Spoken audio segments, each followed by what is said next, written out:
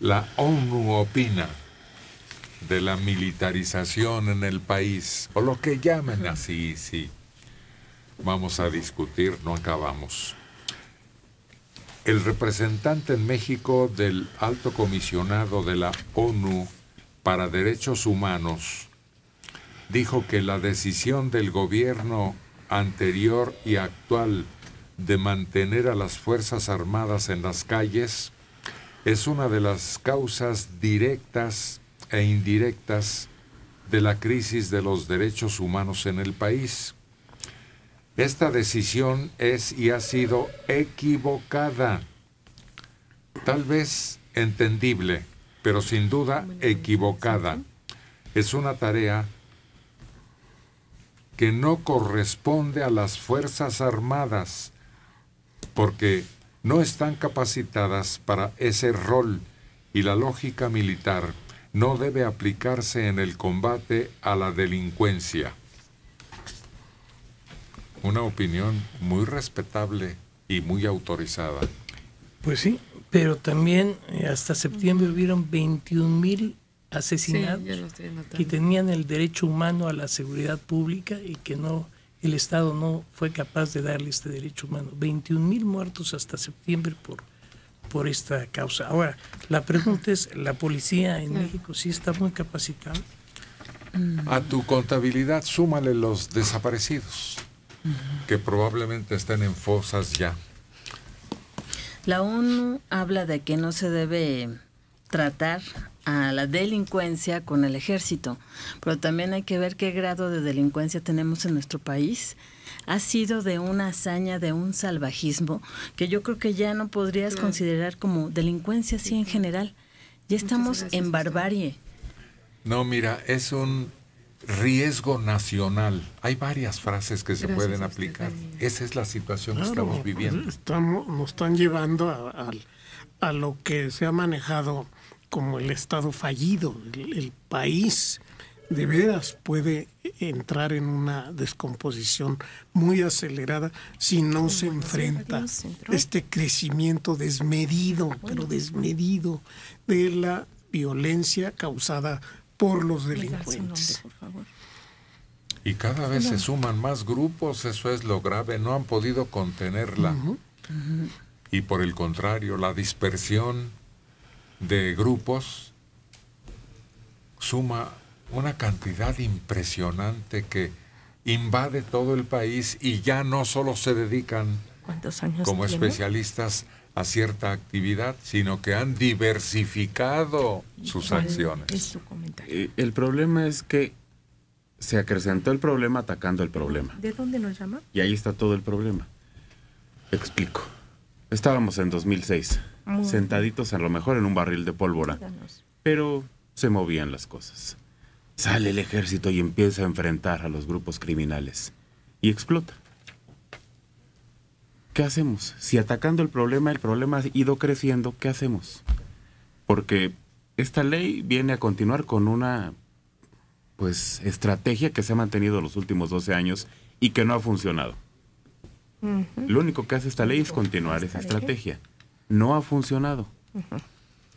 Pero tampoco parece que estamos en condiciones de quitar al ejército. Hay muchos lugares donde dicen, oigan, aquí sin el ejército nosotros no podríamos vivir. Entonces, yo todavía no entiendo dónde estamos parados. Si atacar el problema es peor que dejarlo pasar.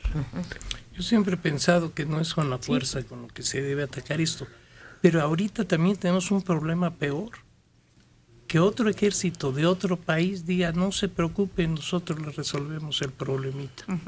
Ese es un problema todavía más grave. Entonces, urge combatir a la delincuencia como sea ya. Pero no llegar a ese extremo, porque entonces sí ya perdimos la soberanía y eso es importantísimo.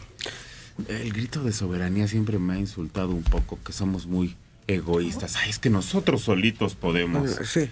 No me ayuden, pues si nosotros somos autosuficientes, no vamos a manchar el suelo mexicano con una planta de pie extranjera, como en el himno, prácticamente nos sentimos. Y yo creo que a veces necesitamos ayuda. Colombia no resolvió este problema hasta que no recibió ayuda.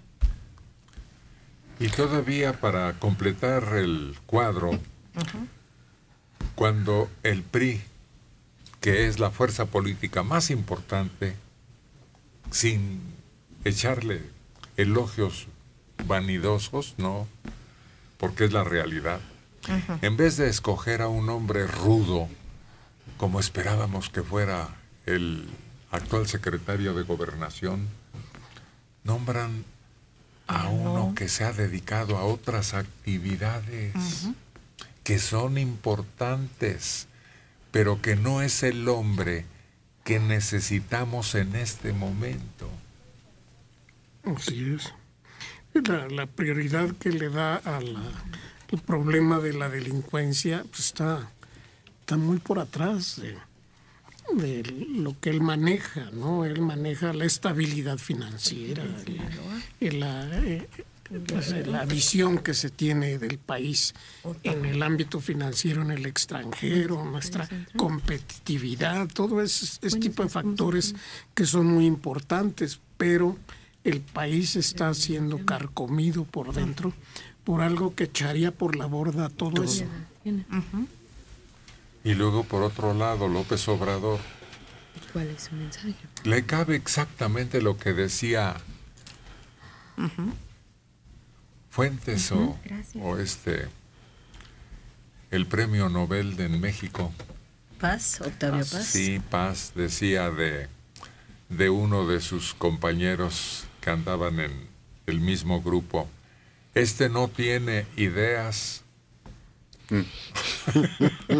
tiene ocurrencias.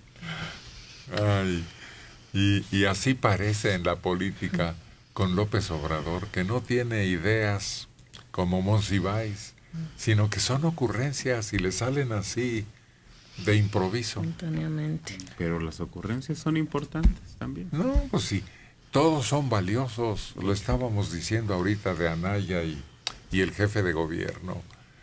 Pero, ¿qué futuro nos espera? Eso es lo preocupante. Ya pasamos un sexenio y ya van 2 con una criminalidad en aumento incontenible.